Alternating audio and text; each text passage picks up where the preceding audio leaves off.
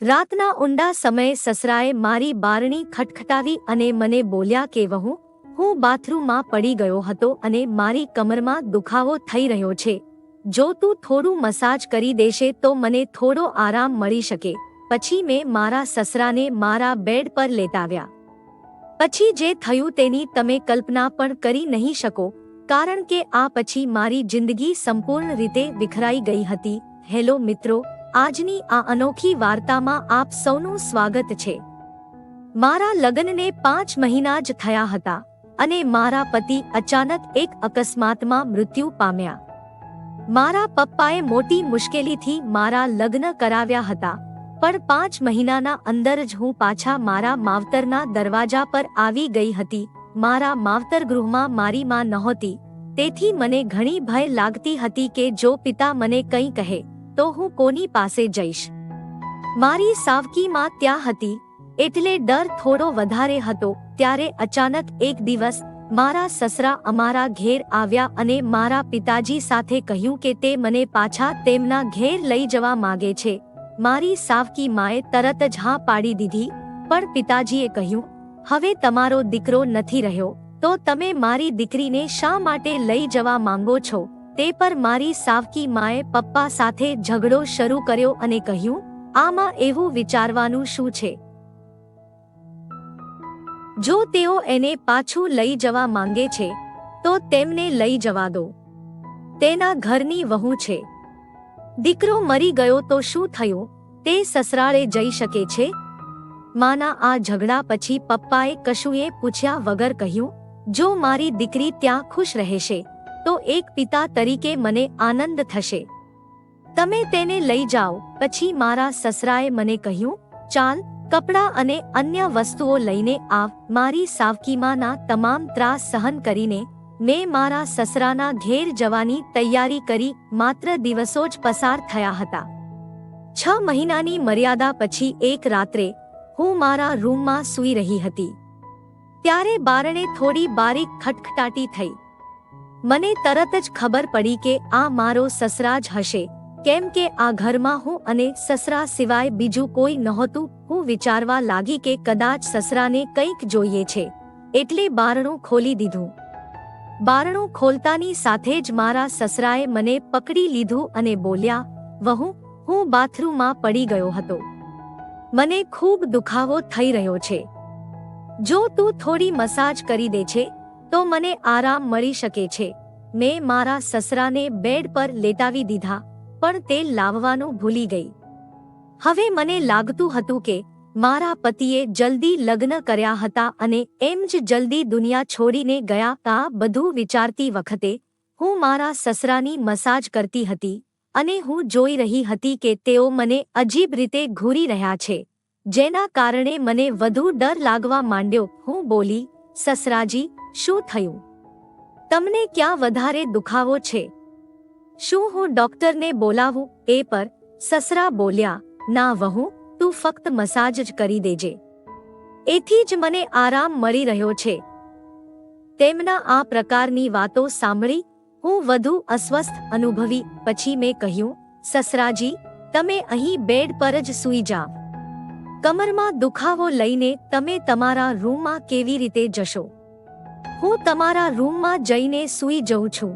મારી વાત સાંભળી મારા સસરા બોલ્યા, વહુ, આ હાલતમાં તું મને એકલા છોડી દેશે? જો રાત્રે મારે બાથરૂમ જવું પડે તો હું કેવી રીતે જાઉં? મારા માટે સારું હશે કે તું અહીં જ રહી જઈશ. થોડા સમય પછી મારા સસરા ઉઠીને મારા બાજુમાં આવીને બોલ્યા, વહુ, હું તને કંઈક કહેવા માંગુ છું. જો તું મારી વાત માની જશે તો જ હું કહું છું. એમની આ વાત સાંભળી મારી અંદર બીક ઊભી થઈ. હું ચિંતિત થઈને બોલી, સસરાજી, શું વાત છે? મારા સસરા હળવા હસીને બોલ્યા, આજની રાત્રે હું તારા સાથે વિતાવવા માંગુ છું, કારણ કે હવે એકલતા સહન થતી નથી. મારા દીકરાના મૃત્યુ બાદ મેં વિચાર્યું કે હું ફરીથી લગ્ન કરીશ, પણ પછી વિચાર્યું કે તારી સાવકીમાં તને એ ઘરમાં ક્યારેય શાંતિથી રહેવા નહીં દે, એટલે હું તને આ ઘરમાં લાવ્યો છું. એમની આ વાત સાંભળી મને બહુ અસ્વસ્થ લાગવા માંડ્યું. પણ હું એમને એનો વિરોધ કરવાની હિંમત નહીં કરી શકી. હું મારા રૂમના સોફા પર સૂઈ ગઈ. મારે ઊંઘ જ નહોતી આવી રહી અને મને ઘણો ડર લાગી રહ્યો હતો. સસરા બોલ્યા, વહુ, લાગતું નથી કે મેં તને કંઈ ખોટું કહ્યું છે. હું ઈચ્છું છું કે તું મારો સાથ આપજે જેથી કોઈ કશું કહી ન શકે. હું આશ્ચર્યમાં બોલી પડી, સસરાજી, તમે શું કહી રહ્યા છો? તમે મારા સસરા છો અને સસરા દીકરાણી એમ કંઈક થઈ શકે. મારા સસરા બોલ્યા, જો વહુ, હું માનું છું કે ક્યારે હું તારો સસરા હતો, પણ હવે તારા પતિને ગયા 6 મહિના થઈ ચૂક્યા છે. હવે આપણામાં એવું કોઈ સંબંધ નથી. હું એકલો છું, તું પણ એકલી છે. આપણે એકબીજાનો સાથ આપી શકીએ છીએ. એમની આ વાત સાંભળી મારું મન આંચકાઈ ગયું. હું કશું કહી શકી નહીં. એક તરફ સાવકીમાના ત્રાસ અને બીજી તરફ સસરાનો આ અજીબ વર્તાવ. રાત પસાર થઈ ગઈ અને બીજા દિવસે સવારે મેં મારા સસરાની વાતને ઘણું વિચાર્યું, મારી સ્થિતિનું મૂલ્યાંકન કર્યું. સસરાનો પ્રસ્તાવ અજીબ લાગતું હતું, પણ વાસ્તવિકતા મને કોઈ નિર્ણય લેવા માટે મજબૂર કરી રહી હતી. એ પછી હું વિચારવા લાગી કે હું મારા પિતાને જઈને વાત કરું, પણ આ બધું મારા જ પિતાને કહેવાની મારી હિંમત નહીં થઈ, કેમ કે મને ખબર હતી કે પિતાને કહ્યા પછી મારી જિંદગીમાં નવી સમસ્યાઓ ઊભી થઈ શકે છે. એટલે હું પિતાની પાસે જઈ નહીં. આ રીતે એક દિવસ સાંજે ફરી મારા સસરાને વાત કરવાનો મોકો મળ્યો. તેઓએ મને કહ્યું, વહુ, મેં તારી પાસે કંઈ ખોટું નથી માંગ્યું. ફક્ત ઈચ્છું છું કે તું મારા જીવનમાં ખુશી લાવ. હું હવે એકલો રહી શકતો નથી. તારી સાથે જ મારી જિંદગી પૂર્ણ થાય છે. સસરા પાસેથી આ વાતો ફરી સાંભળીને મારું મન ભયથી ભરાઈ ગયું અને હું કંઈ બોલી શકી નહીં. થોડીવાર પછી સસરા પોતે જ બહાર ચાલ્યા ગયા. આ રીતે મેં મારા સસરાળમાં થોડા મહિના વધુ વિતાવ્યા.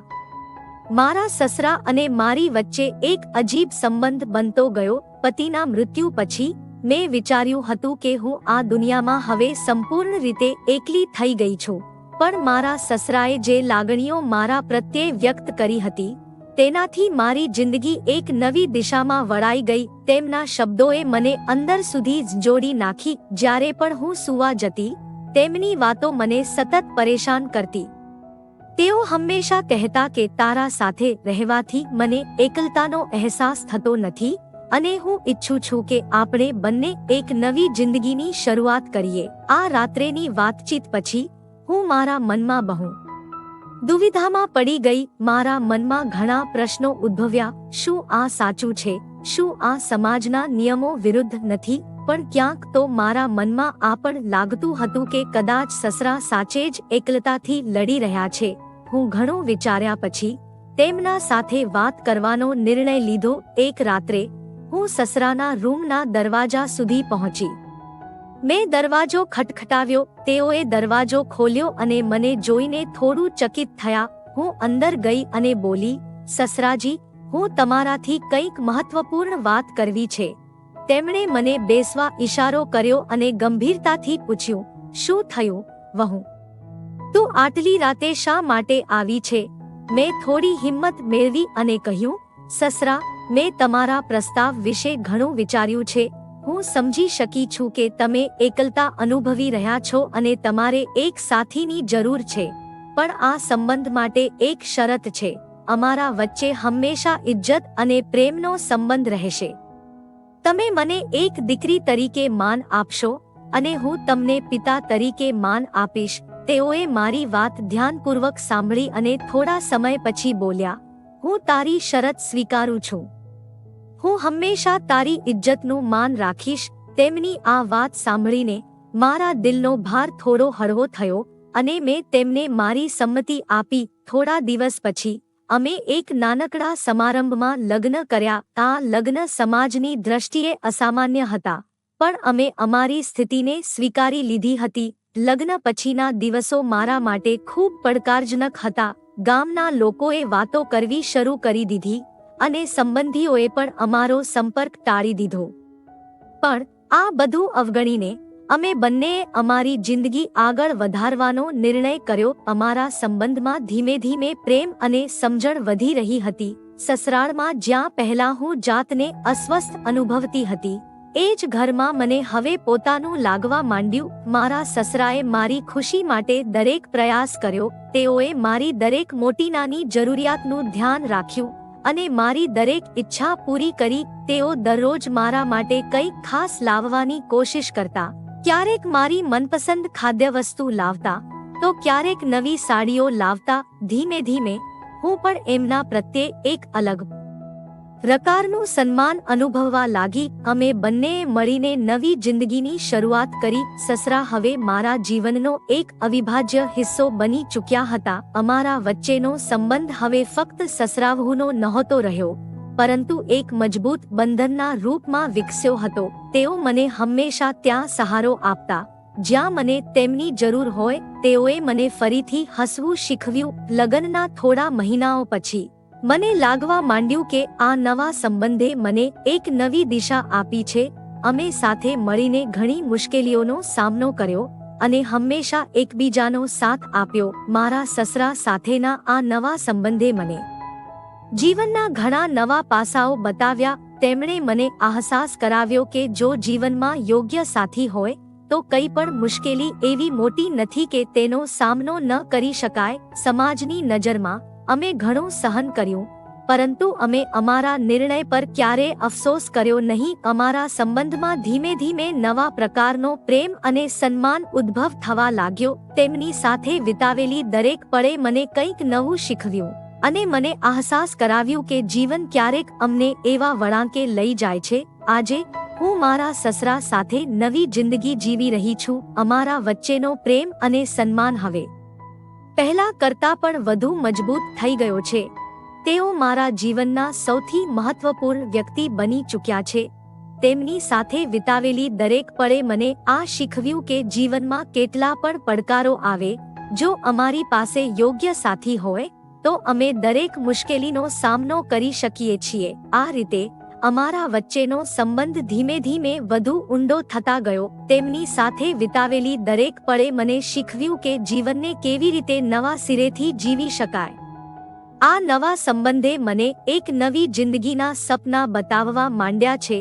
તો મિત્રો, આ હતી અમારી આજની નાની વાર્તા.